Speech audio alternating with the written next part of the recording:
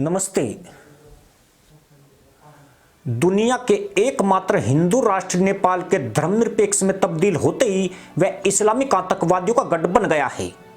इस हिमालयी देश में तेजी से बढ़ती इस्लामिक गतिविधियों ने राष्ट्रवादियों के कान भी खड़े कर दिए हैं। नेपाल के घरेलू हालात चुनौतीपूर्ण हो गए हैं और मुस्लिम उपद्रवियों द्वारा धार्मिक जुलूसों पर पत्थरबाजी आम हो चली है। नेपाल के बांके जिले के कई हिस्से अभी भी कर्फ्यू की चपेट में हैं। कई मुस्लिम बस्तियों में सेना को तैनात करना पड़ा है। मगर इसी बीच इजराइल में मुसलमान आतंकी संगठन हमास द्वारा 10 नेपाली नागरिकों को शहीद किए जाने के बाद बहुसंख्यक आबादी का गुस्सा फूट पड़ा है।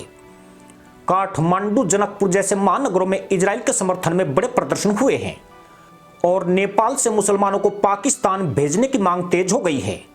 वहीं नेपाली मुसलमानों द्वारा फिलिस्तीन का समर्थन करने की घटनाओं ने नेपाल में माहौल को तनावपूर्ण बना दिया है। नेपाली मीडिया की रिपोर्ट के मुताबिक देश में कई जगहों पर संवेदनशील स्थिति है। मध्य क्षेत्र में जहां मुस्लिम आबादी बहुसंख्यक है, वहां फिलिस्तीन और हमास की जीत के लिए मस्जिदों में दुआ की गई और उनके साथ एकजुटता से खड़े होने का आह्वान किया गया। नेपाल का टुकड़ा खाने वाले इन मुसलमानों की यह गद्दारी उस वक्त देखी गई जब आतंकी संगठन हमास ने 10 नेपाली हिंदुओं को शहीद कर दिया है और कई नेपालियों को बंधक बना लिया है। पर बावजूद इसके नेपाल की मुस्लिम आबादी ने हमास की कार्रवाई को सही ठहराने की कोशिश की है। आपको बता दें कि इजराइल में 4500 नेपाली हिंदू मौजूद हैं। यहाँ 265 नेपाली छात्र इजराइल के सीखो और कमाओ कार्यक्रम के तहत पढ़ाई कर रहे हैं। इनमें से 119 कृषि और वानिकी यूनिवर्सिटी से, 97 त्रिभुवन यूनिवर्सिटी से और 49 सुदूर पश्चिम यूनिवर्सिटी से हैं। इन स्टूडेंट्स में से 10 लड़कों को हमास ने शहीद कर दिया, जबकि 4 बुरी तरह से घायल हुए हैं। कई के हमास द्वारा बंधक बनाए जाने की भी खबर है। वहीं नेपाली मुसलमानों ने इसे इस्लाम की लड़ाई का रंग देकर फिलिस्तीन का खुलकर समर्थन किया है, जिससे लोग बुरी तरह भड़क गए हैं। मधेश इलाके में फिलिस्तीन के झंडे तक लगा दिए गए, जिन्हें बाद में पुलिस ने उतार दिया।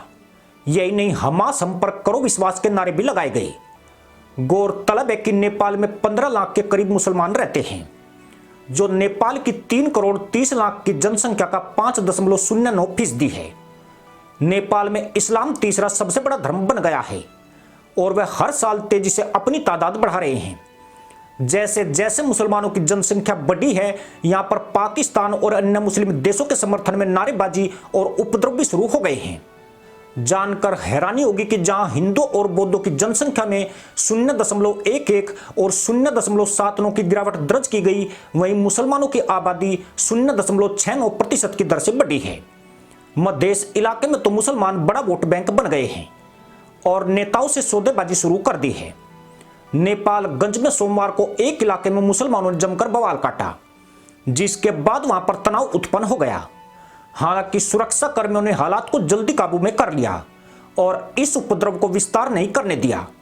ये सभी उपद्रवी इजराइल की कार्रवाई का विरोध करने उतरे थे और हाथों में फिलिस्तीन का झंडा लहरा रहे थे, जबकि त्रिभुवन यूनिवर्सिटी में इजराइल के समर्थन में छात्रों ने एकजुटता का आह्वान किया और प्रचंड सरकार से इस मुद्दे पर बयान जारी करने की मांग की।